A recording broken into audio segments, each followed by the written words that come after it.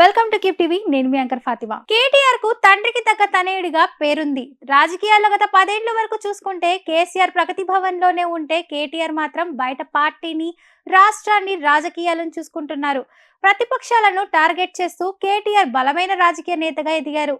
ఇతర పార్టీ నేతలను పార్టీలోకి తీసుకురావడం అవసరం ఉన్నప్పుడు బలమైన వ్యూహాలను రచిస్తూ ముందుకు వెళ్లేవారు కేటీఆర్. అందుకే అసెంబ్లీలో కూడా ఆయనకు తగ్గ సబ్జెక్ట్ ఉన్న లీడర్ లేకుండా పోయేవారు.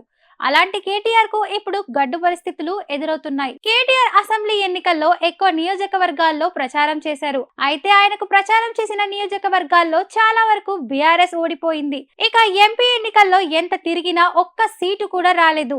దాంతో ఇప్పుడు మరింత క్లిష్ట పరిస్థితులు వచ్చాయి. ఎందుకంటే ఇప్పుడు వరుసగా కాంగ్రెస్ లోకి బీఆర్ఎస్ ఎమ్మెల్యేలు బాట పడుతున్నారు. ఇప్పటికే 6 ఎమ్మెల్యేలు వెళ్లిపోయారు. అయితే వీరిని ఆపడంలో కేటీఆర్ పూర్తిగా విఫలం అవుతున్నారనే విమర్శలు బీఆర్ఎస్ లోనే వస్తున్నాయి. కేటీఆర్ చాలా మందితో మంతనాలు జరుపుతున్నారు. కానీ ఏ మాత్రం కూడా ఆయన మాట వినట్లేదంట. ఇప్పటికే 6 ఎమ్మెల్యేలు కాంగ్రెస్ లోకి వెళ్లిపోయారు. దాంతో మిగతా వారు కూడా వెళ్లిపోతారనే టెన్షన్ కేటీఆర్ ను వెంటాడుతోంది. ఒకవేళ మిగతా వారు కూడా వెళ్లిపోతే మాత్రం కేటీఆర్ ఇమేజ్ మరింత డ్యామేజ్ కాక తప్పదని అంటున్నారు. ఇప్పుడు అదే విషయం కేటీఆర్ ను ఆందోళనలోకి నెడుతుంది.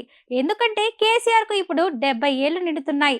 కాబట్టి కేసీఆర్ ఎక్కువగా పార్టీ నేతలతో పదే పదే కలవలేకపోతున్నారు. కానీ కేసీఆర్ తర్వాత కేటీఆర్ మీదనే అందరి చూపి ఉంటుంది. అందుకే ఇప్పుడు కేటీఆర్ మీద ఒత్తిడి పడుతుంది.